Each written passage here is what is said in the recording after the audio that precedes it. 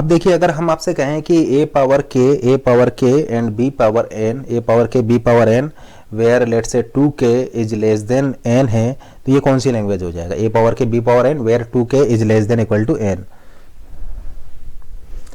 तो हम ऑलरेडी आपको डिस्कस कर चुके हैं ये कौन सी लैंग्वेज हो जाएगा। ये लैंग्वेज हो जाएगा DCFL बट नॉट रेगुलर। ये लैंग्वेज हो जाएगा आपका DCFL बट नॉट रेगुलर, और इस टाइप की प्रॉब्लम्स को हम ऑलरेडी डिस्कस कर चुके हैं। लेट से इसका अपर बाउंड भी डिफाइन कर देते हैं। 2 पावर k से बड़ा होगा लेकिन 5k से छोटा होगा, यानी ए पावर के B power N where N is greater than equal to 2 power k and less than equal to 5k। तो क्या आप मुझे बता सकते हैं अब ये कौन सी लैंग्वेज हो जाएगा? तो अब ये लैंग्वेज हो जाएगा NCFL बट नॉट DCFL। ये लैंग्वेज हो जाएगा NCFL but not DCFL। Cases बनेंगे, फर्स्ट केस बनेगा कि लेट से n इज इक्वल टू 2k, तो फर्स्ट केस बनेगा n इज equal to 2k। Second case होगा आपका n इज इक्वल टू 3k, तो n इज इक्वल टू 3k। फिर एक हो सकता है n इज इक्वल टू 4k, एक हो सकता है n इज इक्वल टू 5k, ठीक है ना, क्योंकि आपने रेंज डिफाइन किया हुआ है तो n की वैल्यू इस रेंज में हो सकती है, तो ये होगा। तो आप ऐसा बोल सकते हैं कि ये कौन सी लैंग्वेज है? ये आपका है DCFL, ये भी DCFL, ये भी DCFL और ये भी DCFL। तो आपको क्या करना पड़ेगा यहाँ पर? आपका लैंग्वेज चूंकि ए पावर के बी पावर n है, जहाँ पर कि n की वैल्यू इस रेंज में है, तो आप ऐसा बोल सकते हैं आप जो स्ट्रिंग यहाँ पर चूज करेंगे वो स्ट्रिंग इससे भी हो सकती है, इससे भी हो सकती है, इससे भी हो सकती है, इससे भी हो सकती है, यानी स्ट्रिंग आपका इनमें से किसी से भी हो सकती है। तो उसको प्रोसेस करने के लिए आपको मशीन की मल्टीपल कॉपीज यहाँ पर लगाना होगा। तो आप ऐसा बोल सकते हैं कि ये आपका मशीन की मल्टीपल कॉपीज चूंकि आपका क्रिएट हो रही है, तो ये लैंग्वेज हो जाएगा आपका NCFL but not DCFL, NCFL but not DCFL। और इसके लिए आप कॉन्टेक्स्ट फ्री ग्रामर किस तरीके से लिखेंगे? तो देखिए, सबसे पहले हम लिख रहे हैं ए पावर के 2 पावर k के लिए, ए पावर के 2 पावर k के लिए। तो देखिए, जितने a हैं उसके डबल b होंगे, यानी अगर आपका जितने a हैं उसके डबल b होंगे, तो ये आपका हो जाएगा AS BB, और पहले सारे a आएंगे फिर सभी b आएंगे, पहले सभी a आएंगे फिर सभी b आएंगे, और जितने a होंगे उसके डबल आपके b होंगे। तो आप इस तरीके से लिख सकते हैं। इसको देखते हैं, जितने a हैं उसके ट्रिपल b होंगे, जितने a हैं उनके ट्रिपल b होंगे। तो आप यहाँ पर लिख सकते हैं AS ट्रिपल b।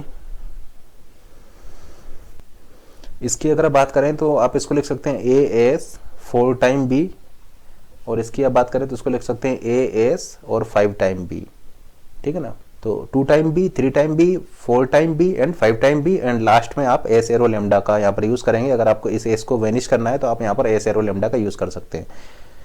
तो क्या ये ग्रामर मैं इस लैंग्वेज के लिए लिख सकता हूँ? ये कॉन्टेक्स्ट फ्री ग्रामर इस लैंग्वेज के लिए मैं लिख सकता हूँ? तो इस लैंग्वेज के लिए जो कॉन्टेक्स्ट फ्री ग्रामर है वो आप इस तरीके से लिख सकते हैं। तो ये कॉन्टेक्स्ट फ्री ग्रामर हो जाएगा इस लैंग्वेज के लिए। अब ये आपका कौन सी लैंग्वेज हो जाएगा? ये लैंग्वेज हो जाएगा आपका NCFL बट नॉट DCFL।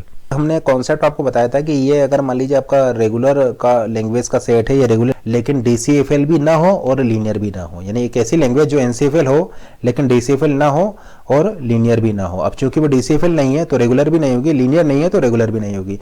यानी इस रीजन का हम एग्जाम्पल दे चुके हैं। एक ऐसी लैंग्वेज जो DCFL है लेकिन लीनियर नहीं है, इसका एग्जाम्पल हम दे चुके हैं,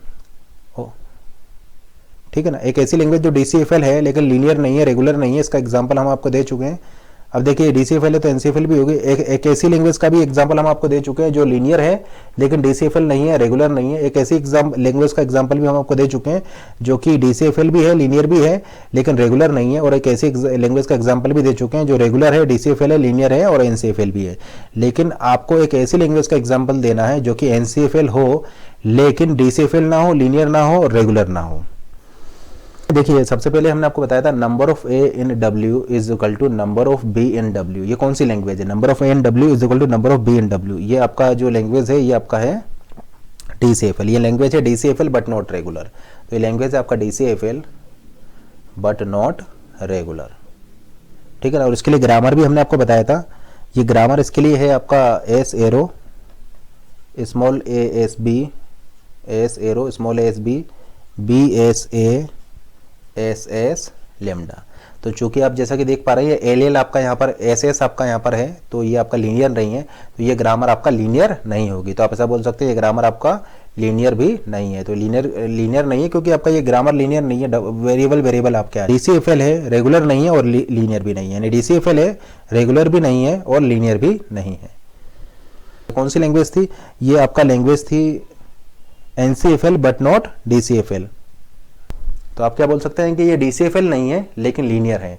तो देखिए, ये NCFL है, लीनियर भी है लेकिन DCFL नहीं है। DCFL नहीं है तो आपका रेगुलर भी नहीं होगी, यानी ये यहाँ पर कहीं होगी। लीनियर है, DCFL नहीं है, रेगुलर नहीं है, अब चूंकि लीनियर है तो आपका ये DCFL भी हो जाएगी, ठीक है ना। तो DCFL है, सॉरी आपका लीनियर है, DCFL नहीं है, रेगुलर नहीं है। अब चूंकि ये लीनियर है तो आपका NCFL भी हो जाएगी। तो आप ऐसा बोल सकते हैं ये आपका NCFL है, DCFL नहीं है और लीनियर है।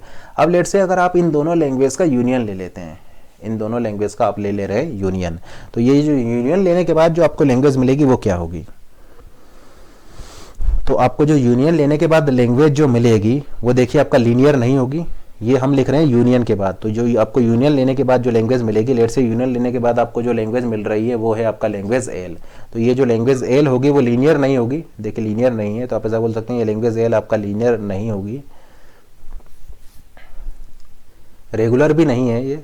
तो आप ऐसा बोल सकते हैं कि यूनियन वाली लैंग्वेज जो होगी वो रेगुलर भी नहीं होगी, DCFL भी नहीं है, देखिए DCFL भी नहीं है, यानी आप ऐसा बोल सकते हैं ये लैंग्वेज एल जो होगी ये DCFL भी नहीं होगी। लेकिन जैसा कि आप देख पा रहे हैं ये NCFL होगी, ये आपका NCFL होगी, ठीक है ना, क्योंकि ये आपका NCFL, देखिए DCFL है तो ये NCFL होगी, ये भी NCFL है तो ये NCFL है, और ये DCFL है तो NCFL भी होगी। तो ये आप क्या देख रहे हैं कि NCFL है, यानी ये इस रीजन की लैंग्वेज हो जाएगी। तो इस रीजन की लैंग्वेज जो होगी एल, आप बोल सकते हैं इन दोनों लैंग्वेजेस का यूनियन, ठीक है ना। लेट से ये लैंग्वेज है आपका L1, ये लैंग्वेज है L2, तो L क्या हो जाएगा, L आपका हो जाएगा L1 यूनियन L2। और ये जो L लैंग्वेज जो है ये आपका लीनियर नहीं है, रेगुलर भी नहीं है, DCFL भी नहीं है, लेकिन NCFL है, यानी इस रीजन में आपका होगा, मिल जाएगा NCFL। और NCFL is closed under union operation, तो NCFL यूनियन NCFL आपका क्या हो जाएगा, आपका यहाँ पर NCFL मिल जाएगा। अब लेट से हम लैंग्वेज लिख रहे हैं A⁴n B⁴n union A⁴n B⁴2n, ये लैंग्वेज है DCFL but not regular, DCFL but not regular, लेकिन यूनियन करने पर आपको ये मिल जाएगा NCFL बट नॉट DCFL। तो ये लैंग्वेज हो जाएगा NCFL बट नॉट DCFL। और इसके लिए ग्रामर आप किस तरीके से लिखेंगे, तो देखिए इसके लिए ग्रामर लिखिए A⁴n B⁴n के लिए, तो इसके लिए आप ग्रामर लिख सकते हैं A⁴n/λ, ये आपका A⁴n B⁴n के लिए हो गया। इसके लिए आप ग्रामर लिख सकते हैं A⁴, देखिए एक A के लिए अगर जितने A होंगे उसके डबल B होंगे, तो एक A के लिए आपको डबल B लेना होगा /λ, तो S2 एरो A⁴ तो ये आपका हो जाएगा A⁴n B⁴2n, ये आपका हो जाएगा A⁴n B⁴n। और आपका जो स्ट्रिंग है वो या तो इससे हो सकती है या फिर इससे हो सकती है, तो आप ऐसा बोल सकते हैं S1/S2। अब जैसे कि आप देख पा रहे हैं कौन सी ग्रामर है, ये आपका लीनियर ग्रामर है, यानी ये जो ग्रामर हो जाएगी ये आपका लीनियर हो जाएगी। और ये आपका NCFL है लेकिन DCFL ये नहीं है, क्योंकि आपके यहाँ पर दो मशीन वर्क करेगी, एक मशीन इसके लिए वर्क करेगी, दूसरी मशीन इसके लिए वर्क करेगी, तो 2 मशीन की कॉपीज यहाँ पर क्रिएट हुई है। तो आप ऐसा बोल सकते हैं कि ये लीनियर होगी और ये NCFL होगी लेकिन DCFL नहीं होगी। अब चूंकि DCFL नहीं है तो आपका ये रेगुलर भी नहीं होगी। क्लोजर प्रॉपर्टीज हम आपको बता चुके हैं कॉन्टेक्स्ट फ्री लैंग्वेज की या NCFL की क्लोजर प्रॉपर्टी हम आपको बता चुके हैं कि ये जो आपकी NCFL होती है ये यूनियन में क्लोज्ड होती है, कॉन्केटिनेशन में भी क्लोज होती है, क्लीन क्लोजर में भी आपका क्लोज होती है, इंटरसेक्शन में ये क्लोज नहीं होती है, कॉम्प्लीमेंट में ये क्लोज नहीं होती है, लैंग्वेज के रिवर्सल में आपका ये क्लोज होती है, होमोमॉर्फिज्म ऑपरेशन में ये क्लोज होती है, इनवर्स होमोमॉर्फिज्म में भी क्लोज होती है, इन इट ऑपरेशन में आपका इनिट ऑपरेशन में ये क्लोज होती है, लेफ्ट कोशिएंट या right quotient L/A left quotient में आपका ये लेफ्ट कोशिएंट में क्लोज होती है, साइकिल ऑपरेशन में आपका ये क्लोज होती है, मेन ऑपरेशन में क्लोज नहीं है, मैक्स ऑपरेशन में आपका ये क्लोज नहीं है, और अल्ट ऑपरेशन में भी आपका ये क्लोज नहीं होगी। तो ये ऑलरेडी हम डिस्कस कर चुके हैं। इसके अलावा हमने आपको ये भी बताया था कि ये जो CFL या NCFL है इसके लिए अगर आप L यूनियन R निकालेंगे, यानी CFL इंटरसेक्शन रेगुलर करेंगे, NCFL इंटरसेक्शन रेगुलर करेंगे, NCFL इंटरसेक्शन रेगुलर करेंगे, तो आपको क्या मिलेगा, आपको NCFL मिलेगा। यानी ये L union L intersection R के लिए रेगुलर इंटरसेक्शन में ये क्लोज्ड होगी, उसी तरीके से रेगुलर यूनियन में भी आपका क्लोज होगी, रेगुलर इंटरसेक्शन में ये क्लोज्ड है, रेगुलर यूनियन में आपका ये क्लोज्ड है। इसका मतलब NCFL यूनियन रेगुलर आपका NCFL होगा, NCFL यूनियन रेगुलर आपका रेगुलर होगा, लेकिन NCFL माइनस NCFL में ये क्लोज नहीं होगा, NCFL माइनस NCFL में ये क्लोज नहीं है, क्योंकि NCFL माइनस NCFL को आप लिख सकते हैं, NCFL माइनस NCFL को आप लिख सकते हैं NCFL इंटरसेक्शन NCFL कॉम्प्लीमेंट, और NCFL is not closed under complement, तो आप ऐसा बोल सकते हैं कि ये आपका क्लोज्ड नहीं होगी। तो इसमें आपका डिफरेंस में आपका ये क्लोज्ड नहीं है, ठीक है। और L माइनस R को मैं लिख सकता हूँ L intersection R complement, R complement आपका R हो जाएगा, यानी L माइनस R आपका इक्वल हो जाएगा L इंटरसेक्शन R के। अब देखिए ये आपका आप ऐसा बोल सकते हैं कि जो ये रेगुलर इंटरसेक्शन में आपका ये क्लोज्ड है तो रेगुलर यूनियन में भी आपका ये क्लोज्ड होगा। रेगुलर इंटरसेक्शन में आपका ये क्लोज्ड है, रेगुलर इंटरसेक्शन में आपका ये क्लोज्ड है, तो एल माइनस आर भी आपका क्लोज्ड होगा, यानी रेगुलर डिफरेंस में भी आपका ये क्लोज्ड होगा। देखिए रेगुलर इंटरसेक्शन में ये क्लोज्ड है, तो आप ऐसा बोल सकते हैं कि रेगुलर डिफरेंस में भी ये क्लोज्ड होगा। अब देखिए ये इंटरसेक्शन में क्यों क्लोज नहीं है, इंटरसेक्शन में देखिए इसलिए क्लोज नहीं है कि लेट से आपने एक लैंग्वेज ली है a power n b power n c power m, intersection a power n b power m c power m. ये कौन सी लैंग्वेज, ये DCFL है, DCFL but not regular, DCFL but not regular. लेकिन जब आप इन दोनों का इंटरसेक्शन लेंगे तो आपको कॉमन स्ट्रिंग मिल जाएगी।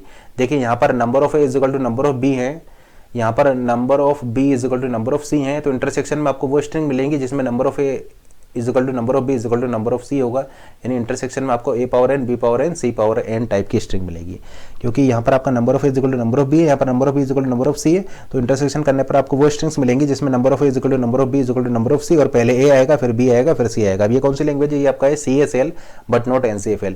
तो ये लैंग्वेज है आपका CSL बट नॉट NCFL, यानी आप क्या देख रहे हैं कि दो CFL का इंटरसेक्शन करने पर आपको एक CSL भी मिल सकता है, यानी दो CFL का इंटरसेक्शन लेने पर जरूरी नहीं है कि आपको एक CFL मिले, यानी दो CFL का इंटरसेक्शन लेने पर ऐसा हो सकता है कि आपको एक CFL लैंग्वेज ना मिले। जैसे कि इस केस में देखिए CFL लैंग्वेज नहीं मिल रही है, इसलिए आपका इंटरसेक्शन में क्लोज्ड नहीं है, क्योंकि ये लैंग्वेज हो जाएगा CSL बट नॉट NCFL। अब कुछ डिसाइडेबल प्रॉपर्टी भी हमने आपको बताया था। NCFL या CFL के लिए, NCFL या CFL के लिए हम डिसाइडेबल प्रॉपर्टीज आपको बता चुके हैं। जैसे कि हमने आपको बताया था कि मेंबरशिप प्रॉब्लम यहाँ पर डिसाइडेबल है, मेंबरशिप प्रॉब्लम यहाँ पर डिसाइडेबल है, क्योंकि आप क्या कर सकते हैं कि अपनी जो कॉन्टेक्स्ट फ्री ग्रामर है उसको आप CNF में कन्वर्ट कर सकते हैं, और CNF में कन्वर्ट करने के बाद आप वहाँ पर CY के एल्गोरिथम लगा सकते हैं, जो कि ऑर्डर ऑफ n³ टाइम में इसकी मेंबरशिप प्रॉब्लम को सॉल्व कर सकता है। तो आपके पास एल्गोरिथम है, इसलिए मेंबरशिप प्रॉब्लम यहाँ पर डिसाइडेबल है। सेकंड, हम आपको ऑलरेडी बता चुके हैं कि यहाँ पर जो एम्प्टीनेस की जो प्रॉब्लम है, यानी ये जो एक लैंग्वेज है आपका, एक कॉन्टेक्स्ट फ्री लैंग्वेज है या एक NCFL आपका फाई होगा या नहीं होगा, एम्प्टीनेस की जो प्रॉब्लम है वो भी आपका यहाँ पर डिसाइडेबल है, ठीक है ना। तो लैंग्वेज एक कॉन्टेक्स्ट फ्री, एक NCFL या CFL की लैंग्वेज आपका फाई होगा या नहीं होगा, इसके लिए भी आपको चेक करने के लिए भी आपके पास यहाँ पर एक एल्गोरिथम है। कैसे आप चेक करेंगे, आप यहाँ पर कैलकुलेट करेंगे यूजफुल वेरिएबल के सेट को, यानी यूजफुल वेरिएबल के सेट को आप यहाँ पर क्रिएट करेंगे, और अगर उन यूजफुल वेरिएबल में कैपिटल S आ रहा है, अगर यूजफुल वेरिएबल में कैपिटल S आ रहा है, इसका मतलब उस NCFL की जो, इसका मतलब वो NCFL आपका फाई नहीं होगी। अगर यूजफुल वेरिएबल के सेट में कैपिटल S आ रहा है, स्टार्टिंग वेरिएबल आपका आ रहा है, इसका मतलब वो लैंग्वेज आपका फाई के इक्वल नहीं होगी। और अगर यूजफुल वेरिएबल में कैपिटल S नहीं आ रहा है, तो इसका मतलब आप बोल सकते हैं कि उस वो आपका NCFL फाई हो जाएगी, ठीक है ना। तो if useful variable not containing starting variable S then it is empty, and if useful variable set contain starting variable capital S then it is not empty. या फिर आप इसको यूजलेस वेरिएबल के टर्म्स में भी बोल सकते हैं कि अगर यूजलेस वेरिएबल में कैपिटल S आ रहा है, यूजलेस वेरिएबल में कैपिटल S आ रहा है, तो आप ऐसा बोल सकते हैं कि चूंकि कैपिटल S आपका यूजलेस हो गया है, तो वहाँ पर उसकी लैंग्वेज फिर फाई हो जाएगी। तो उस केस में अगर यूजलेस वेरिएबल के सेट में कैपिटल S आ रहा है तो लैंग्वेज आपका फाई हो जाएगी, और अगर यूजलेस वेरिएबल के केस में, यूजलेस वेरिएबल्स के सेट में कैपिटल S नहीं आ रहा है, यूजलेस वेरिएबल के सेट में कैपिटल S नहीं आ रहा है, इसका मतलब कैपिटल S यूजलेस नहीं है, तो फिर वहाँ पर लैंग्वेज आपका फाई नहीं होगी। तो एक एल्गोरिथम है आपके लिए, एल्गोरिथम एग्जिस्ट करता है, तो आप ऐसा बोल सकते हैं जो एम्प्टीनेस की जो प्रॉब्लम है ये आपका यहाँ पर डिसाइडेबल है। फाइनाइट इनफाइनाइट, यानी ये जो लैंग्वेज है ये आपका फाइनाइट होगी, या ये कॉन्टेक्स्ट फ्री लैंग्वेज है, या जो NCFL है ये आपका फाइनाइट होगी या इनफाइनाइट होगी, इसको भी आप यहाँ पर डिसाइड कर सकते हैं। कैसे डिसाइड करेंगे कि ये अगर एक कॉन्टेक्स्ट फ्री लैंग्वेज अगर आपका इनफाइनाइट होगी, एक CFL अगर आपका इनफाइनाइट होगी, तो उसके लिए जब आप एक डिपेंडेंसी ग्राफ बनाएंगे तो डिपेंडेंसी ग्राफ में आपको साइकिल मिलेगी। अगर डिपेंडेंसी ग्राफ में साइकिल होगी तो फिर वो NCFL आपका इनफाइनाइट हो जाएगी। ये यहाँ पर एक चीज़ ध्यान रखिएगा कि डिपेंडेंसी ग्राफ बनाने से पहले आपको क्या करना होगा कि उस CFG में से लैम्डा प्रोडक्शंस को, यानी लैम्डा प्रोडक्शंस को आपको रिमूव करना होगा, यूनिट प्रोडक्शंस को रिमूव करना होगा, और यूजलेस वेरिएबल्स को रिमूव करना होगा। यानी आपके पास एक कॉन्टेक्स्ट फ्री ग्रामर गिवन है, सबसे पहले आप लैम्डा प्रोडक्शंस को रिमूव कर दीजिए, फिर यूनिट प्रोडक्शंस को रिमूव कर दीजिए, फिर useless variables and useless productions को रिमूव कर दीजिए। देन उसके बाद में आप जो रिमेनिंग आपका जो कॉन्टेक्स्ट फ्री ग्रामर जो आपको मिलेगी, उस कॉन्टेक्स्ट फ्री ग्रामर के लिए आप डिपेंडेंसी ग्राफ बनाइए, और अगर उस डिपेंडेंसी ग्राफ में आपको कोई साइकिल मिल रही है, देन उस NCFL की जो लैंग्वेज है वो इनफाइनाइट हो जाएगी क्योंकि आपको साइकिल मिल रहा है, और अगर उस डिपेंडेंसी ग्राफ में आपको कोई साइकिल नहीं मिल रही है देन उस NCFL की लैंग्वेज आपका फाइनाइट हो जाएगी। ये तो यानी साइकिल नहीं मिल रही है तो फाइनाइट, साइकिल मिल रही है तो इनफाइनाइट। तो देखिए जो एम्प्टीनेस वाली जो प्रॉब्लम थी कि आपका जो लैंग्वेज है वो फाई होगी या नहीं होगी, इसका एक और फॉर्म भी आपका हो सकता है, एक डिफरेंट फॉर्म से भी आपका वो पूछे जा सकता है। लेट्स से आपका वो उस तरीके से पूछ सकता है whether a variable appears in any sentential form और not, whether a given variable, whether a variable appears in any sentential form और नॉट। तो ये क्या, ये प्रॉब्लम आपका डिसाइडेबल है? बिल्कुल ये प्रॉब्लम भी आपका डिसाइडेबल है, क्योंकि यहाँ पर हमने क्या कहा है कि whether a variable appears in any sentential form or not। Sentential form का मतलब ये है कि आप किसी स्ट्रिंग एस से, देखिए स्टार्टिंग सिंबल एस से स्टार्ट कीजिए, उसके बाद में आप प्रोडक्शंस लगाएंगे, प्रोडक्शंस लगाने के बाद लेट से आपको ये मिल रहा है एंड फिर फाइनली आपको डब्ल्यू मिल जा रहा है। तो आप ऐसा बोल सकते हैं कि ये जो वेरिएबल कैपिटल ए है ये इस सेंटेंशियल फॉर्म में आपका आ रहा है, सेंटेंशियल फॉर्म में ये आपका अपेयर होगा। तो आप ऐसा बोल सकते हैं कि अगर एक वेरिएबल यूजलेस प्रोडक्शंस में नहीं है, या अगर एक वेरिएबल यूजलेस वेरिएबल सेट में नहीं है, या फिर एक वेरिएबल आपका यूजफुल है, अगर एक वेरिएबल आपका यूजफुल है देन डेफिनेटली वो आपका एक सेंटेंशियल फॉर्म में अपेयर होगा। स्ट्रिंग ड्राइव करने में आपका डेफिनेटली वो एक सेंटेंशियल फॉर्म में अपेयर होगा। तो हम ऐसा बोल सकते हैं कि whether a variable appears in a sentential form, ये आपका प्रॉब्लम डिसाइडेबल है। इसके लिए आप क्या कीजिए, इसके लिए आप उस वेरिएबल को चेक कर लीजिए क्या वो वेरिएबल आपका यूजलेस वेरिएबल सेट में तो नहीं है। तो अगर वो वेरिएबल आपका यूजलेस वेरिएबल वाले सेट में है देन वो वेरिएबल जो कि आपका यूजलेस है देन डेफिनेटली किसी भी सेंटेंशियल में आपका वो अपियर नहीं होगा। और अगर वो वेरिएबल आपका यूजफुल है, यानी यूजफुल है, तो डेफिनेटली वो आपका एक सेंटेंशियल फॉर्म में अपेयर होगा। इसका मतलब ये प्रॉब्लम आपकी क्या है, डिसाइडेबल है। ठीक है ना। तो ये सारी प्रॉब्लम्स जो वो हमने डिस्कस की हैं सभी डिसाइडेबल हैं, क्योंकि आपके पास इनके लिए एल्गोरिथम है। ये भी डिसाइडेबल है कि लैंग्वेज में आपका लेमडा होगा या नहीं होगा। ठीक है ना। Whether a given context free language contain lambda और नॉट, ये भी आपका डिसाइडेबल है। इसके लिए आप क्या चेक करेंगे, सिंपली ये चेक कर लीजिए कि एस से आपको डायरेक्टली लेमडा मिल रहा है या एस से इनडायरेक्टली लेमडा मिल रहा हो। अगर एस से डायरेक्टली लेमडा या एस से इनडायरेक्टली लेमडा मिल रहा होगा तो फिर आपका लेमडा जो होगा उस लैंग्वेज में, उस NCFL में बिलोंग करेगा। ठीक है ना। तो ये, या दूसरे तरीके से आप ऐसा बोल सकते हैं कि जो आपका नलेबल सेट है, नलेबल वेरिएबल का सेट है, अगर नलेबल वेरिएबल के सेट में अगर आपका स्टार्टिंग वेरिएबल एस आ रहा है देन डेफिनेटली उस लैंग्वेज में आपका नल होगा। तो ये प्रॉब्लम भी आपका डिसाइडेबल है, नलेबल वाला प्रॉब्लम भी आपका डिसाइडेबल है। या लेट से हम आपसे इस तरीके से भी पूछ सकते हैं, ये फाइनाइट इनफाइनाइट वाली प्रॉब्लम के ही वेरिएशन है, इस तरीके से भी पूछा जा सकता है।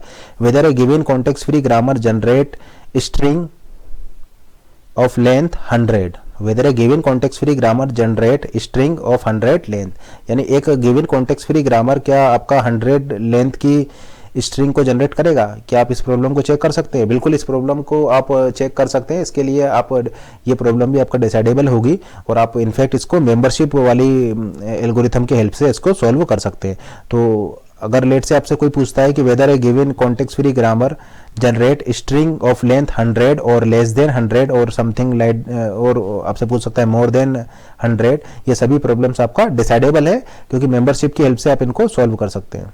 ठीक है ना। ये सभी प्रॉब्लम आपका डिसाइडेबल है क्योंकि फिर आप फाइनाइट इनफाइनाइट की हेल्प से भी इसको सॉल्व कर सकते हैं। ठीक है ना। अगर लेट से NCFL की जो NCFL है वो आपका इनफाइनाइट है, एक NCFL आपका इनफाइनाइट है, तो आप ऐसा बोल सकते हैं कि whether a given context free grammar generate string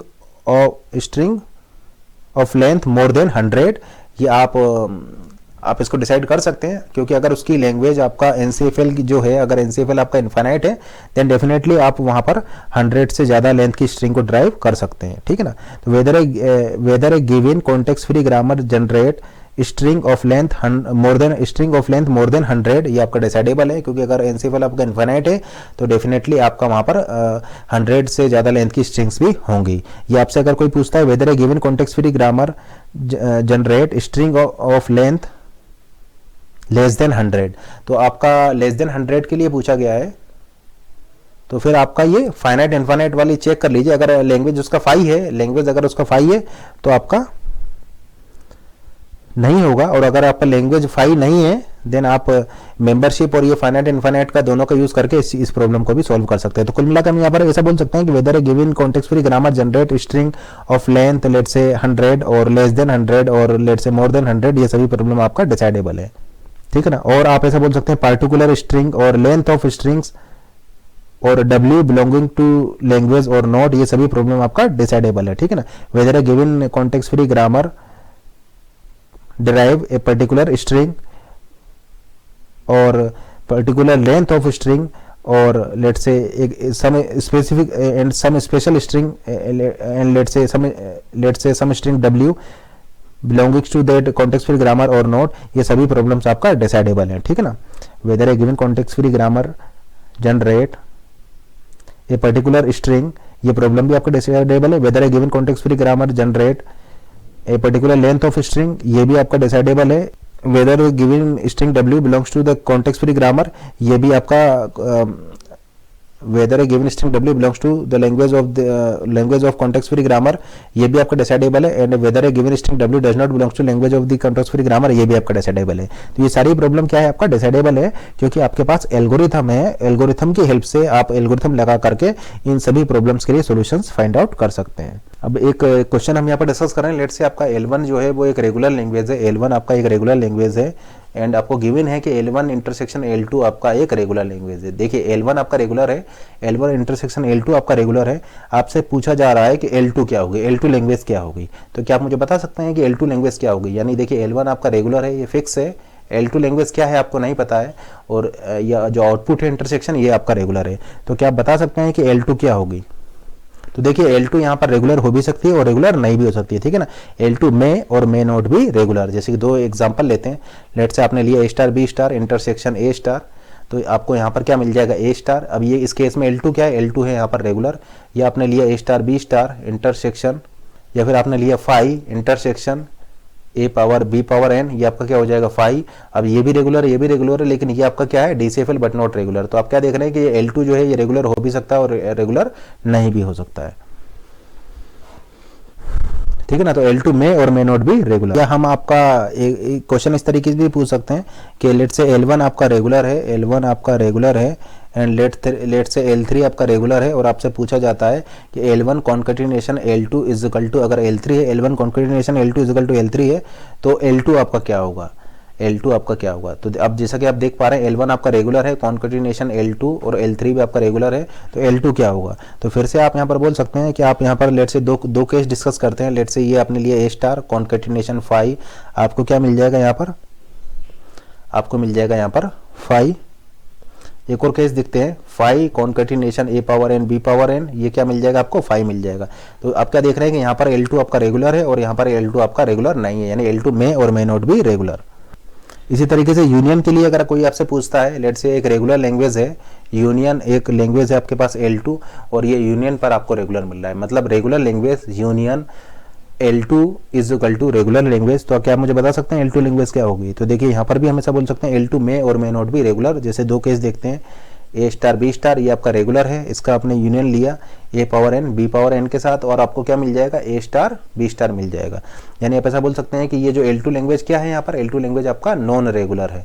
और एक और एग्जांपल देखते हैं। लेट से आपने लिया A star B star union, आपने लिया यहाँ पर A स्टार, यानी आपको क्या मिल जाएगा, आपको मिल जाएगा A स्टार B स्टार, और इस केस में L2 जो है वो आपका रेगुलर है, यानी L2 में और मे नॉट भी रेगुलर है। यहाँ पर L2 रेगुलर नहीं है और यहाँ पर L2 आपका रेगुलर है। इसका मतलब रेगुलर यूनियन नॉन रेगुलर भी आपको रेगुलर दे सकती है, ठीक है। रेगुलर यूनियन नॉन रेगुलर आपको क्या मिल रहा है, रेगुलर मिल रहा है। इसका मतलब एक regular language union L2 is equal to regular है, तो L2 में और मे नॉट भी रेगुलर। लेट से अगर आपको एक ये गिवन है कंडीशन कि L1 complement is equal to L1, यानी आप ऐसा बोल सकते हैं कि L1 complement is equal to L1 है, तो L1 क्या हो सकती है, क्या L1 रेगुलर हो सकती है। बिल्कुल रेगुलर हो सकती है, क्योंकि आपको पता है कि एक रेगुलर का कॉम्प्लीमेंट लेने पर आपको रेगुलर मिलता है, ठीक है ना। यानी आप ऐसा बोल सकते हैं कि अगर आप रेगुलर का 2 बार कॉम्प्लीमेंट ले लें, तो देखिए रेगुलर कॉम्प्लीमेंट लेने पर आपको क्या मिल रहा है, रेगुलर मिल रहा है, और ये हो जाएगा रेगुलर कॉम्प्लीमेंट, और रेगुलर कॉम्प्लीमेंट लेने पर फिर आपको रेगुलर मिल जाएगा, यानी रेगुलर कॉम्प्लीमेंट आपका रेगुलर मिल जा रहा है। तो आप ऐसा बोल सकते हैं कि regular language is closed under complement, इसका मतलब L1 लैंग्वेज जो है वो रेगुलर हो सकती है।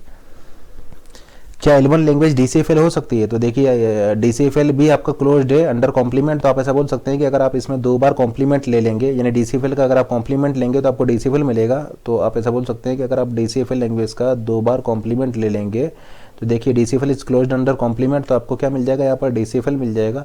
और फिर आप देखिए आउटर वाला कॉम्प्लीमेंट लेंगे तो फिर आपको DCFL मिल जाएगा। तो आप ऐसा बोल सकते हैं कि DCFL के केस में भी ये आपका वैलिड होगा, यानी ये L1 लैंग्वेज आपका DCFL भी हो सकती है।